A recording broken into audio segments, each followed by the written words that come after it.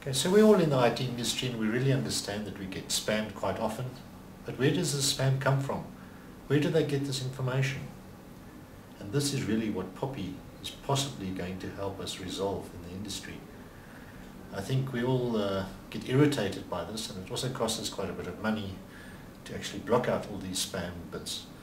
But fortunately, if we do take the context of the POPI bill, which will become law very soon now, and we've got 12 months to comply with this, and I think all companies in South Africa have got 12 months to comply with this, that it will basically regulate the information to such an extent that it will not be public knowledge or have public access to your records, your email, your mobile numbers and that. So we can expect to have a lot less calls and a lot less spam, hopefully, if things go well according to plan.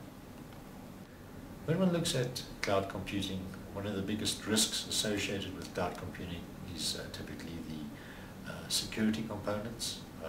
And we can look at breaches that have happened in other countries, such as the credit card details that were stolen in America, substantially. A lot of cyber crime happening these days. So it's very important that from a perspective of, we can take it, be it POPI or Protection Consumer Act and all these things, we need to make sure that our systems are very, very secure. Now fortunately we have two areas with that. We have the private and the public area and the hybrid. But the private area is a lot more secure and a lot less prone to malicious attack, except for the insider attack. On the outside where you have the public areas, that's where a lot of the legislation and compliance needs to be buttoned down to such an extent that we are not exposing our company. From a corporate perspective, we need to look at what we are doing as Business Connexion. A lot of processing of records, personal information. We've got the municipal bills that go out and those things. Now, that information basically needs to be protected and not be allowed out of the organization as such. We're also not allowed to expose this type of information and sell this off to third parties overseas, as an example. So we need to have some compliance regarding the POPI Act.